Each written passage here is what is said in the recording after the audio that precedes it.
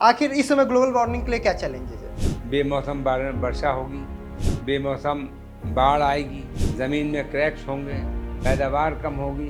Global warming atmosphere के अंदर carbon dioxide, methane और कुछ और गैसेस ज़्यादा बढ़ जाती हैं तो ग्लोबल वार्मिंग। सनलाइट आती है, ज़मीन पे पड़ती हैं और लौटती हैं। कार्बन डाइऑक्साइड उन्हें लौटने नहीं देता, जिससे ज़मीन की हीट बढ़ती है। मोदी जी हमारे कहते हैं एक पेड़ माँ के, योगी जी कहते हैं पेड़ लगाओ पेड़ बचाओ।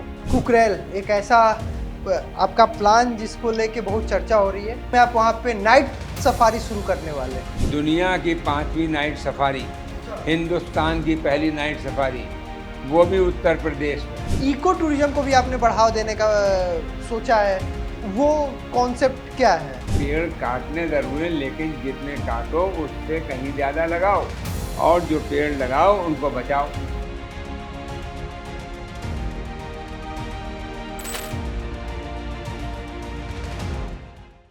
नमस्ते, मेरा नाम है ब्रजेश तिवारी और आपका एक बार फिर से स्वागत है बतकही चौक पे। पेड़ पौधे, जो जंगल होता है वो बस पेड़ पौधों का समूह नहीं होता है, बल्कि आने वाले भविष्य हमारे बच्चों के लिए वो बेहतर जिंदगी का एक कारक होता है। ऐसे में आज के दौर में हर कुछ दिन बाद हम पर्यावरण को कोसते हैं। ग्लोबल वार्मिंग हो रहा है, धूप बहुत ज़्यादा है, AQI खराब है, धुंध है तो किसी ने पराली जला दी हो। तो ऐसे में हमने सोचा बतकही पे किसी ऐसे शख्सियत को बुलाया जाए जो इन सभी की समस्या और उसके समाधान के बारे में बात कर ले। तो हमने उत्तर प्रदेश सरकार के मंत्री, जिनके पास ये जिम्मेदारी है वन जीव के साथ पर्यावरण की, उन्हीं को बुला लिया। अरुण सक्सेना जी, बहुत बहुत स्वागत है आपका। शुरुआत वहीं से, AQI खराब है, इन पेड़ नहीं लगाओगे तो AQI खराब है। ग्लोबल वार्मिंग, पेड़ लगाना है, रोड बनना है तो पेड़ कटना है, इतनी ज़्यादा समस्या है।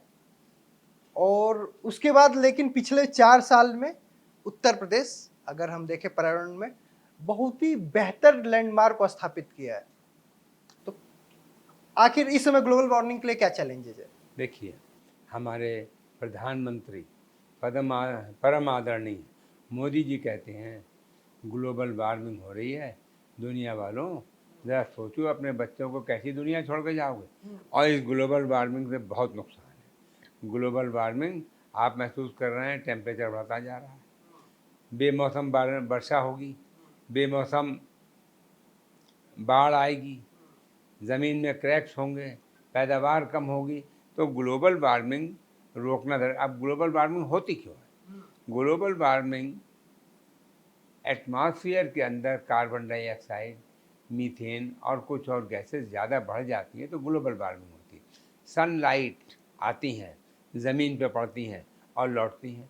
कार्बन डाइऑक्साइड उन्हें लौटने नहीं देता, जिससे ज़मीन की हीट बढ़ती है। अगर ये कार्बन डाइऑक्साइड कम हो जाए तो ये जो गैसेस जो लौट रही हैं, सन रेज सूर्य को गर्म करके लौट रही हैं, तो वो लौट जाएंगी, उतना ही गर्म होगा जितना, और इससे हमारा बहुत फ़र्क पड़ेगा।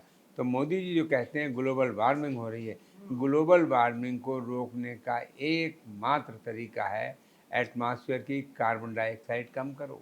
कार्बन डाइऑक्साइड कम करने का नेचुरल तरीका है जो मोदी जी हमारे कहते हैं, एक पेड़ माँ के नाम। योगी जी कहते हैं पेड़ लगाओ पेड़ बचाओ। आदमी पेड़ लगाए और उस पेड़ की सुरक्षा करे, कार्बन डाइऑक्साइड कम होगी, ग्लोबल वार्मिंग कम होगी।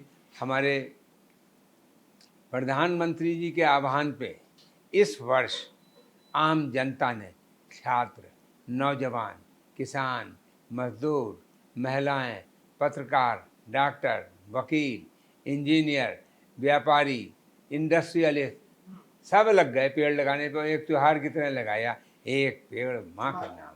और हालत ये हुई, एक दिन में 35 करोड़ की बजाय 36 करोड़ पेड़ लगा दिए आम जनता ने, जो कि अपने आप में एक विश्व रिकॉर्ड है। दुनिया के अंदर एक दिन में जितने पेड़ उत्तर प्रदेश में लगे, बहुत से देशों में नहीं लगे जितने हमारे यहाँ लगे। और सबसे बड़ी बात यह है, आम जनता ने लगाया, सरकार अकेले नहीं लगा सकती इतने पेड़।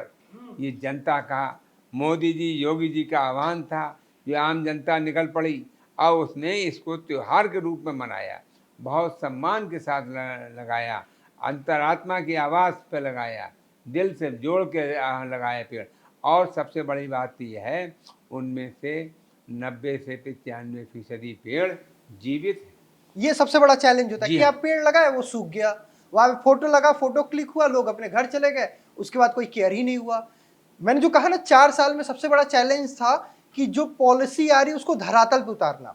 जैसे आपने कहा 35 करोड़ की जगह 36 करोड़ पेड़ लगे और 90% जीवित हैं। जी हाँ। ये सबसे बड़ा चैलेंज है, ये कैसे इंप्लीमेंट हो पाता है? देखिए ऐसा है, हमारे मुख्यमंत्री जी का आह्वान था, पेड़ लगाओ पेड़ बचाओ। पेड़ ऐसी जगह लगाओ जहाँ पेड़ सुरक्षित रह सके, उसके पानी का इंतजाम हो सके। अगर आप पेड़ ऐसी आपने सड़क पे पेड़ लगा दिया, आप पेड़ लगा के चले आए और पीछे से बकरी आई खा गई, क्या फ़ायदा हुआ लगाने से? इससे तो ना लगाओ। तो हमारा कहना ये है, पेड़ वहीं लगाओ जहाँ सुरक्षित रहे। सड़क के किनारे पेड़ लगाएं तो तार का बाड़ा लगा के तब पेड़ लगाइए, ट्री गार्ड के साथ लगाइए, स्कूल की बाउंड्री में लगाइए, पार्कों के अंदर लगाइए, अपने घर के अंदर लगाइए, स्कूल कॉलेजेस की चार दीवारी के अंदर लगाइए, और किसानों से हम कहते हैं अपने खेत की मेड़ पर लगाइए। इस तरह से जो पेड़ लगाया जाए वो सुरक्षित रहे। इसे हमारे जितने स्टेट हाईवेज हैं, नेशनल हाईवेज हैं, इन सब के किनारे किनारे पेड़ लगाए जा रहे हैं, और ये सब पेड़ जो हैं ट्री गार्ड के साथ में लगाए जा रहे हैं ताकि पेड़ सुरक्षित रहे। उनमें पानी का इंतजाम किया जा रहा है। शहरों के अंदर भी जितने पार्क हैं सब में सुरक्षा के साथ पेड़ लगाए जा रहे हैं, और हमारी पूरी कोशिश ये है, अन्य विभागों की भी कोशिश ये है कि पेड़ को पानी का भी इंतजाम हो। ख़ास तौर से आने वाले दिनों में पानी बहुत ज़्यादा ज़रूरी है, और उसमें हम यही कोशिश करेंगे जहाँ भी पेड़ हैं उन्हें पानी, पेड़ जहाँ 2-3 साल का हो गया फिर पानी डालने की ज़रूरत नहीं है, फिर तो अपने आप पानी ले वो लेगा। जमीन से पानी ले लेगा। लेकिन एक कभी लखनऊ में जब मोदी जी आए थे तो आपके विभाग ने नगर निगम के साथ मिलकर रोड पे पेड़ लगाए थे, बहुत सुंदर बनाने की कोशिश की थी। लेकिन नागरिक सोचिए उसे अपने कार में डिग्गी में भर भर के लेके गए। तो ऐसे में समाज का चैलेंज भी होना चाहिए ना कि सरकार तो आपको हर चीज परोस के नहीं दे सकती ना, जिम्मेदारी आपकी भी है। तो अब सोचिए क्या मानसिकता है भाई, G20 समिट हुआ, वहां पे लगाया गया तो डिग्गी में भर के ले गए, चले गए। देखिए ऐसा है, हमारी सरकार ने आम जनता से कहा है पेड़ लगाओ और पेड़ बचाओ। पेड़ जो लगाए उसकी जिम्मेदारी भी है कि पेड़ की सुरक्षा का इंतजाम करे, सुरक्षित जगह पेड़ लगाए। ये बड़ा गलत तरीका है कि पेड़ जो लगाने के लिए आए हुए हैं, सड़क के किनारे आए हुए हैं, उन्हें भी उठा के ले जाओ। ये तो गलत मानसिकता है। अच्छा, एक वृक्षारोपण तो एक चैलेंज है ही।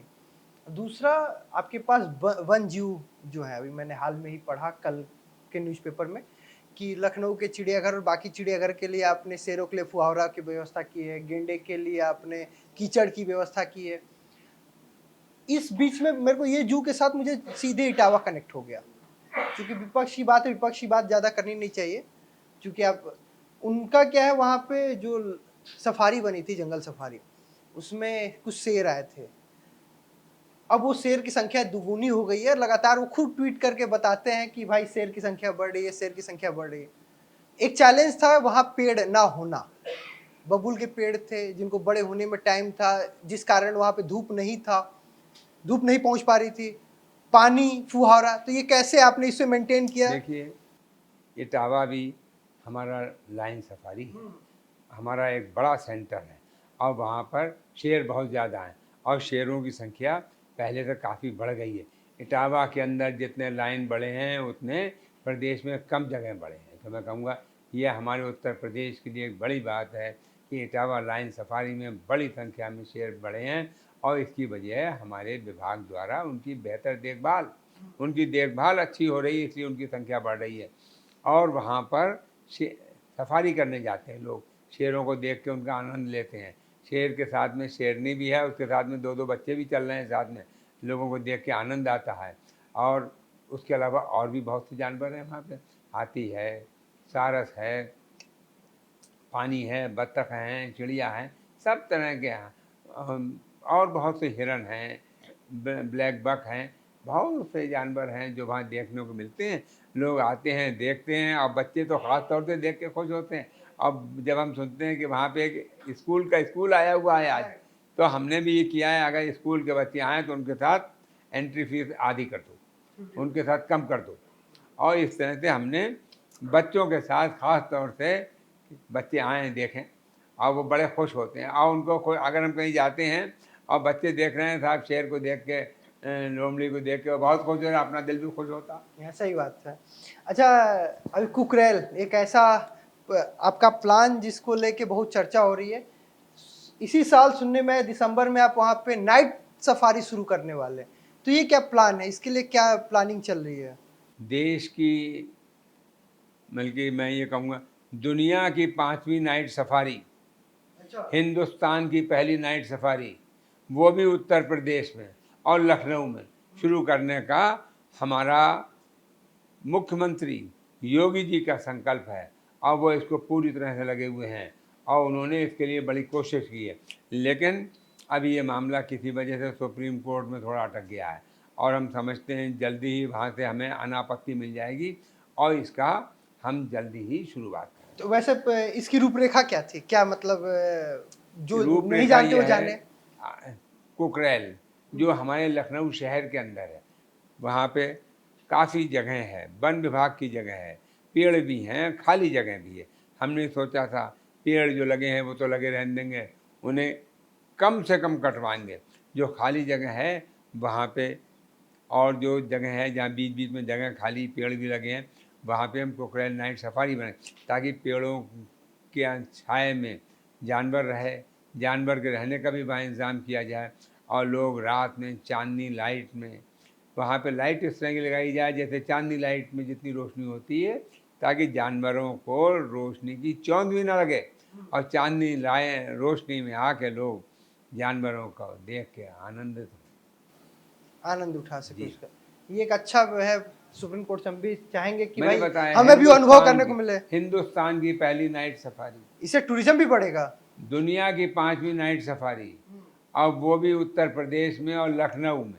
इसका हमने पूरा प्रयास कर रहे हैं। अभी भी हम उम्मीद कर रहे हैं जल्दी ही सुप्रीम कोर्ट से मामला जैसे ही निपटेगा, हमारे योगी जी उसमें बहुत शीघ्र शुरू करना चाहते हैं। जो भी नेचर लवर हैं, जो नेचर को से प्यार करते हैं, एनिमल लवर हैं, ऐसे में जैसे जो नाइट आउट करने वाले लोग हैं उनको एक नया मिल जाएगा, टूरिज्म को ऐसे बहुत बढ़ावा मिलेगा। बिल्कुल सही कह रहे हैं। टूरिज्म को आज सिंगापुर आदमी जाता है नाइट सफारी देखने, अब वो फिर यूपी में आएगा, लखनऊ में आएगा नाइट सफारी का आनंद लेने। अरे मैं कह रहा हूँ सिंगापुर जिसके पास पासपोर्ट नहीं है, जो गरीब है, नहीं जा वो कम सकता। से कम जो देवरिया कुशीनगर बलिया का है वो तो आके यहाँ पे आनंद ले लेगा बिल्कुल और कहेगा सही भैया ये आनंद मिल गया, हमें क्या जरूरत है सिंगापुर की। क्या जरूरत है सिंगापुर, बोले लखनऊ में ही सिंगापुर है। हाँ, इको टूरिज्म को भी आपने बढ़ावा देने का सोचा है, तो वो कॉन्सेप्ट क्या है? देखिए, जंगल में हमने ये किया है, जंगल के अंदर सफारी और ज़्यादा बढ़ाई। जंगल के अंदर जानवर हमारे बहुत हैं। टाइगर की संख्या जो पहले 175 थी, आज 220 के करीब हो गई है। उत्तर प्रदेश के अंदर टाइगर की संख्या बहुत बड़ी है। अच्छा। उत्तर प्रदेश के अंदर तेंदुओं की संख्या बहुत बड़ी है। उसके अलावा और गेंडे, हाथी, सबकी संख्या काफ़ी संख्या में बढ़ी है और इसकी वजह से लोग जाते हैं, उन्हें देखने को जानवर मिलते हैं। कहीं शेर लेटा हुआ है, शेर पानी पी रहा है, शेरनी के ऊपर 2 बच्चे लेटे हुए हैं, तो लोगों को ये सब देख के जो आनंद आता है उसका उन्हें अलग ही आनंद का अनुभव होता है और वो लोग जाते हैं, देखते हैं। और वहाँ पे हमने इंतज़ाम ऐसा किया है कि सफारी गाड़ी चलेगी जो उन्हें ले जाएगी और एक डेफिनेट रूट से ले जाएगी, घुमाएगी और उसके बाद लोगों को 3-4 घंटे का जो राउंड है उसके बाद लौटा के लाएंगे। सुबह शाम 2 दफ़ा सफारी चलती है, लोग जाते हैं, घूमते हैं, आनंद लेते हैं, सब परिवार आते हैं और अब तो बड़ी दूर दूर से लोग आते हैं हमारे यहाँ की सफारी देखने। खास तौर से पीलीभीत और दुधवा टाइगर रिजर्व, हाँ, बहुत ज्यादा चर्चा। बहुत ज़्यादा, करतनिया घाट, बहुत अरे ज़्यादा खीरी लोग में आते हैं। खुद 2-3 बार गया हूँ, मुझे बहुत आनंद। एक तो ये होता है कि वहाँ घूमने का ये होता है पूरा, अगर आपको कितना भी टेंशन हो, कितना थकान हो, आप एक बार, एक तो इन्वायरमेंट आपको फ्रेश एयर मिले रहा फ्रेश है एयर मिलेगी। और जब आप निकल के आते हो तो आपका ये रहता है कि पूरे हफ्ते की थकान खत्म बिल्कुल सही कह रहे और हैं। नेटवर्क पूरे भी नहीं हफ्ते की मिलता थकान। कि कोई टंटना के आपको परेशान करे। और वहाँ पे फ्रेश एयर मिलती है, जो हाँ। आपने बताया, फ्रेश ऑक्सीजन मिलती है और वहाँ की मतलब आवाज़ क्या, आप घुसिए जंगल के अंदर, एक आपको अलग ही आनंद महसूस होगा। एम्बियंस बहुत है। वहाँ की हवा है अलग महसूस होगी आपको। पेड़ देखते हैं, दूर दूर तक पेड़ ही पेड़ लगे हुए हैं, और उसमें कई जानवर भी घूम रहे हैं, कहीं मोर भी है, कहीं पानी है, बत्तख भी है, और चिड़ियाँ भी। अब तो हमारे यहाँ जो जंगलों के अंदर और वैसे भी जहाँ जहाँ वेटलैंड्स हैं, वहाँ बड़ी संख्या में चिड़ियाँ आ रही हैं, और न केवल हिंदुस्तान से बल्कि विदेशों तक से चिड़ियाँ आ रही हैं।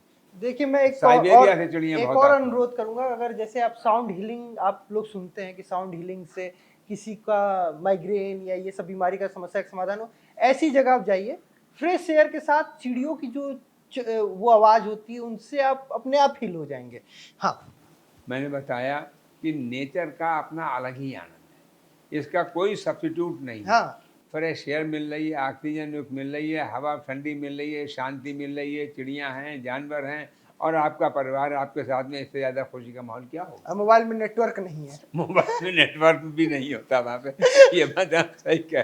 कि कोई फोन करके परेशान करे कि मंत्री जी की गाड़ी पकड़ ली गई है, थोड़ा बचा दीजिए, ये भी समस्या का था। सवारी अपने सामान की खुद जिम्मेदार है। एक और बहुत बेहतर चीज, चूंकि मैं आपसे बात करने से पहले थोड़ा मैंने सोचा कि रिसर्च कर लूं, तो मैंने पाया कि आपने बस पशुओं पे ही नहीं, जानवरों पे ही नहीं, आपने वृक्षों के भी उन प्रजातियों का बढ़ाने के लिए कोशिश किया है जो विलुप्त हो रही थी। मतलब ऐसे पेड़ जिनको लोग ने रोपना कम कर दिया था, लगाना कम कर दिया था, उस पे आपने विशेष ध्यान दिया और 28 ऐसे प्रजातियों के पौधे को विरासत वृक्ष के रूप में आपने उसको डेवलप किया है। तो ये कहाँ पे पॉलिसी चल रही है, कैसे काम कर रहे हैं देखिए इस पे? ऐसा है, हम चाहते हैं, और हमने अपने सब डिपार्टमेंट में बहुत सी जगह पेड़ 150-150 साल 2-2 साल पुराने पेड़ लगे हुए हैं। प्रयागराज में बरगद का पेड़, कहीं पीपल का पेड़, बनारस में कहीं पाकड़ का पेड़ 150 साल पुराना, पीपल का पेड़ 150 साल पुराना, बरगद का पेड़। तो इस तरह से बेल का पेड़, महुए के पेड़, बड़े पुराने पुराने पेड़ बहुत सी जगहों में मिलते हैं। तो हमने ये किया है कि हम उन पेड़ों से दूसरा पेड़ डेवलप कर लेते हैं, और वो पेड़ हमने जगह जगह लगवाएंगे, विरासत वाटिका, ताकि लोगों को पता लगे ये बरगद का पेड़ है कहाँ का, महाराजगंज का, ये पीपल का पेड़ कहाँ का, बनारस का। इस तरह से उस पेड़ के साथ में उसकी हिस्ट्री भी लिखी हुई है, और ये पेड़ लगभग कितना साल पुराना है। अब जो लोग बॉटनी के हैं वो पेड़ की उम्र का भी अंदाज़ा लगा लेते हैं कि ये पेड़ कितना है।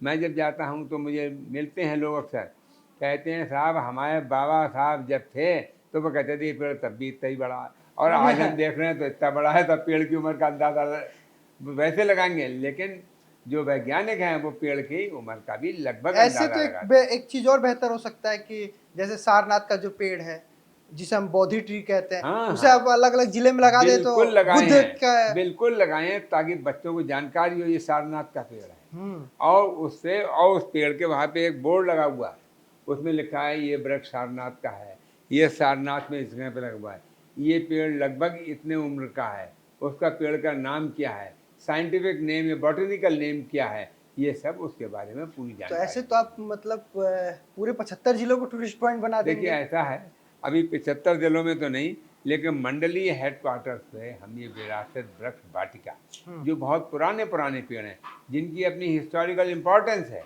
उनको हमने उन्हीं पेड़ों में से पेड़ बना लिए और लगा दिए। अच्छा, एक वाटिका पूरा डेवलप हो जाएगा। जी हाँ, ये तो बहुत बेहतर हो जाएगा। और ऐसे जो हैं 100 से ज़्यादा पेड़ हमारे उत्तर प्रदेश के अंदर हमें मिले हैं, जो हमने सब जगह तो लगवा उसको मतलब अभी आपने लगवा उसको दिए, डेवलप लगवा दिए। लगवा दिए, उन्हें उनसे पेड़ से पेड़ निकाला, अच्छा। और वो पेड़ बड़ा किया और लगवा दिए, हम्म। और उन पेड़ों को बाकायदा तार के बाड़े में लगवाया है। हर पेड़ के पास में एक वो लगवाई है पट्टिका, अच्छा, उस पे उसके नेम बारे में प्लेट। लिखा हुआ है हाँ। ने उसका, जैसे पीपल है, हाँ, हम तो कहते हैं पीपल, लेकिन उसका नाम जो है वो है अच्छा, वो बरगद। जहाँ वहां पे उसका नाम हाँ, है। क्या फाइकस करके कुछ नाम है इस तरह का। तो हर तरह के पेड़, और इसकी क्या उपयोगिता है, कुछ पेड़ ऐसे हैं जिनकी मेडिसिनल वैल्यू है, वो भी साथ में, ताकि बच्चों को, नौजवानों को, हमें आपको सबको उस पेड़ के बारे में जानकारी हो। जो बच्चे आते हैं देखने, कुछ देखना चाहें तो वो पेड़ भी देखें, अच्छी हवा का भी आनंद लें, और कुछ अपनी नॉलेज भी बढ़ाएं। अच्छा, हम इतने देर पेड़, वन, जीव बात कर रहे हैं।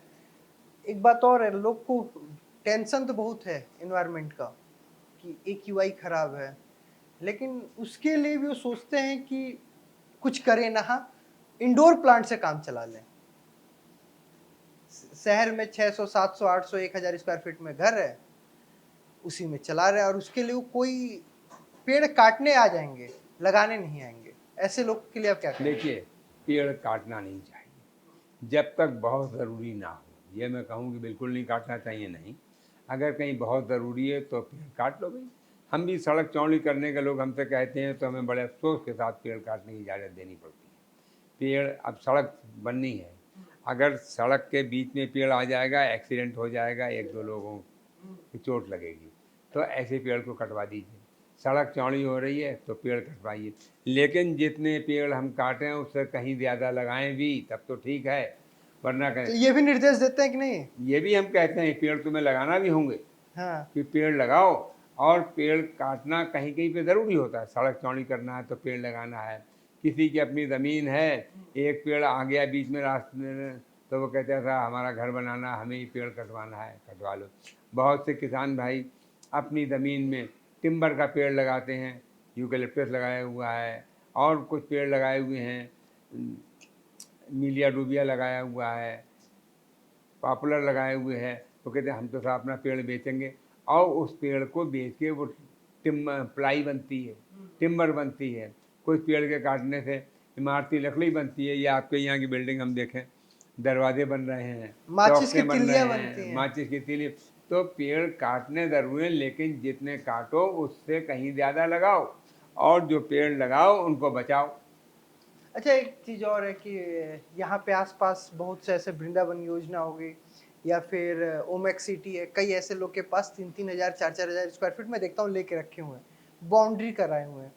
उनसे पूछा मैंने एक बार कि भैया आपका 3,000 स्क्वायर फीट है, कम से कम सेखुआ लगा दो, सागवान लगा दो, कुछ लगा दो। तो उन्होंने कहा भैया लगा तो लें, लेकिन फिर दिक्कत है वो जब जमीन का मुझे उपयोग करना होगा, तब फिर इधर परमिशन लो, उधर परमिशन लो, वो कटवाने के लिए इतना बवाल होगा, FIR हो जाएगा, इसीलिए लगवा नहीं रहे। देखिए, ऐसा है, जो लोग हैं उनसे कहिए टिम्बर लगाएं, हम्म। या जो पेड़ वो लगाना चाहें लगाएं, हम्म। और परमिशन मिल जाएगी, कोई दिक्कत नहीं होगी। अगर उनकी अपनी ज़मीन है, उनका अपना पेड़ है, तो उन्हें परमिशन मिलने में दिक्कत। कुछ पेड़ ज़रूर रहते हैं, शायद 26 या 28, जिन पे परमिशन मिलने में दिक्कत है। बाकी पेड़ आप अपनी ज़मीन में लगाइए, लगाइए काटिए। पॉपुलर है, लगाइए काटिए। मीलिया डूबिया है, लगाइए काटिए। यूकेलिप्टस है, लगाइए काटिए। कोई अब कुछ पेड़ों में बैन किन पेड़ों पे है? पीपल, पाकड़, बरगद, नीम, बेल, आंवला, इस तरह के कुछ पेड़ ऐसे हैं जिन पे जिनकी बैन, लाइफ ज्यादा है। जिनकी लाइफ ज़्यादा है, उन पे बैन है। लेकिन आमतौर पे जो आदमी अपने अपनी ज़मीन पे लगाएगा पेड़, उसको हम कहते हैं तुम पेड़ लगाओ, पेड़ बचाओ और पेड़ बेचो। अच्छी स्पीसीज का लगाओ, फल का पेड़ लगाइए, अपने यहाँ अमरूद का लगाओ पेड़, जो चाहो लगाओ, बच्चे अमरूद खाएं, खुश हुई होगी देख के। और फल के पेड़ लगाइए, जो चाहें लगाएं। अब चलते चलते एक सवाल AQI से लेके, AQI पे बहुत सवाल होता है, हमेशा सवाल होता है कि AQI इतना हो गया, लेकिन हम जहाँ फॉरेन कंट्री को अगर देखें तो उनके AQI 1, 2, 3, 4, 5, 10, 12 इसके अंदर रहता है। आखिर हमें क्या ऐसी पॉलिसी अपनानी होगी भविष्य के लिए जिससे हम उस AQI के लेवल में आ सके? क्योंकि दिवाली का अगर हम AQI लखनऊ का देखें तो एक बार सोचने वाला है कि भाई इतना AQI लखनऊ का हो गया, तो क्या पॉलिसी हमें अपनानी होगी? देखिए, एयर क्वालिटी इंडेक्स ये कम रहना चाहिए। अगर एयर क्वालिटी ख़राब होगी, कब ख़राब होगी? जब उसके अंदर कार्बन के पार्टिकल ज़्यादा होंगे, PM 2.5 और PM10 ज़्यादा होंगे, तो एयर क्वालिटी जो है ख़राब हो जाएगी। और उसके लिए ज़रूरी ये है हम इनका प्रोडक्शन रोकें। प्रोडक्शन कहाँ से रुकेगा? इंडस्ट्रीज से धुआं निकलता है। अगर हम इंडस्ट्रीज में इस तरह का सिस्टम लगाएं कि उनकी चिमनी में धुआं जो है कार्बन रोक कर बाकी निकल जाए, या कम से कम धुआं निकले। कार्स के अंदर, कार ज़्यादा पुरानी हो जाती है तो उसमें धुआं ज़्यादा निकलता है, बहुत ज़्यादा पुरानी कार्स ना हो, ट्रैफिक जाम्स ना हो। अब हर जगह इसीलिए बाईपास बनाए गए हैं ताकि गाड़ियाँ खटाखट निकल जाएँ। लोगों से कहा जाता है भाई अअगर कहीं ट्रैफिक जाम है भी तो गाड़ी बंद कर दो, ताकि कम से कम उतनी देर स्टार्ट तो नहीं रहेगी, धुआं तो नहीं। और शॉर्ट डिस्टेंसेस के लिए ज़रा पैदल चलने की भी आदत डालो। तो और अपनी कार को पूल कर लो, बजाय अकेले बैठ के जा रहे हैं, 2-3 लोग भी एक साथ चले जाएं, आपस में पूल कर लिए सर्विस वालों ने कि एक ही ऑफिस में जाना है, सब चलेगा, एक दिन ले आए छोड़े आए। तो इस तरह से अगर हम गाड़ियाँ कम चलाएँ और जो चलाएँ उनमें एथनॉल ज़्यादा हो, गाड़ियाँ जो चलाएँ इलेक्ट्रिक व्हीकल्स चलाएँ, और जितनी हम लोग इलेक्ट्रिक व्हीकल्स चलाएंगे उतना ही अच्छा रहेगा। ये डीजल, पेट्रोल, इनसे धुआं ज़्यादा निकलता है। इथेनॉल वाले जिसमें होता है उससे कम निकलता है, लेकिन फिर भी धुआं निकलता है। तो इंडस्ट्रीज से, ऑटोमोबाइल से, और ये पराली जो जलाई जाती है इससे भी होता है। और तो मैं यही कहूँगा कि हमको कोशिश ये करना चाहिए धुआं कम से कम निकले। धुआं कम से कम निकले। वैसे आज हम बैठे थे और मुझे लगता है कि हमने पर्यावरण पे बात कर ली, हमने AQI पे बात कर लिया, ग्लोबल वार्मिंग पे बात कर लिया, और कैसे हम कल को बेहतर बना सकते हैं इस बारे में हमने खुल के बात की। आज हमारे साथ बतकही करने के लिए बतौर मेहमान राज्य मंत्री स्वतंत्र प्रभार उत्तर प्रदेश सरकार अरुण सक्सेना जी थे, और हमने इनसे खूब बात की। आपको ये पूरी बतकही कैसी लगी हमें कमेंट करके बताइएगा, और ऐसे ही हमें फॉलो करते रहिएगा। This video is sponsored by Ram Ram Group of Companies, co-sponsored by Nature House and Bhaiya Ji Silver Coated Ilachi.